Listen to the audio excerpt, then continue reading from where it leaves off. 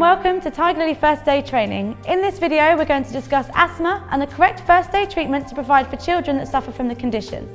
In particular, we're going to look at the causes of asthma, the signs and symptoms to look out for and the correct treatment to provide. So what exactly is asthma? Well, it's a condition that affects the airways or windpipes that carry air into the lungs.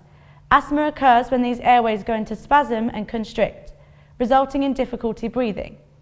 Asthma can be triggered by a number of things such as pollen, dust, cold air, smoke, exercise and stress. 1 in 11 children in the UK receive treatment for asthma. That's approximately 3 in every classroom, and most attacks are easily treated without assistance from a healthcare professional.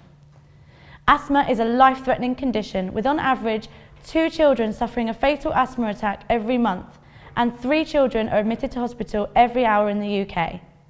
So it's essential that we know what action to take when an asthma attack occurs. So how do we identify that an asthma attack is happening or about to happen?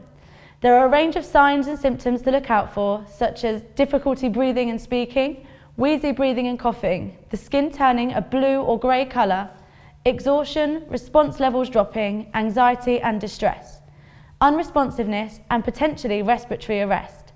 So, how should we treat a child suffering from an asthma attack? Well, the first thing to do is sit the child upright, preferably leaning forward slightly on a chair or a table.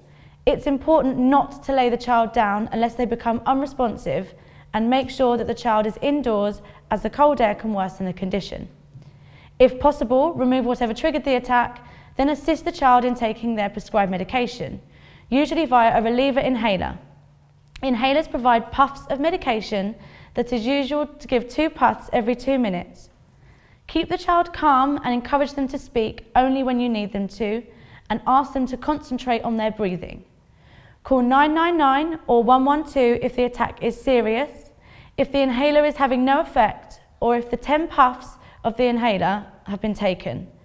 If the child becomes unresponsive, lay them down, roll them into the recovery position, monitor them closely and call 999 or 112. If the child doesn't have their inhaler or they're suffering a first attack, always seek medical attention.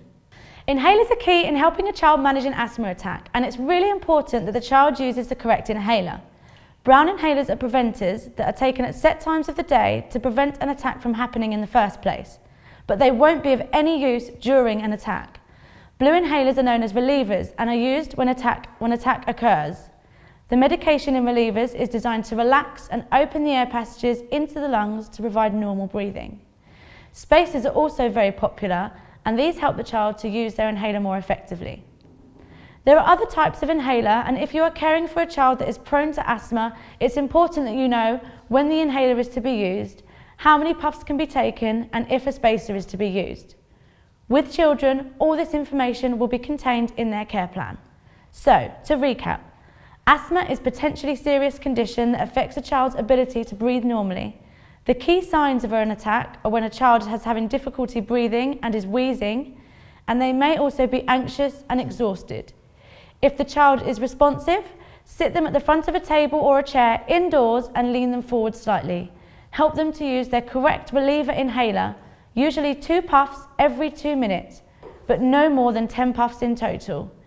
If there is no improvement, or if the child becomes unresponsive or you are in any doubt, call 999 or 112. That concludes our training video on the first aid treatment for asthma attacks. I hope you found this information useful. Thanks for watching.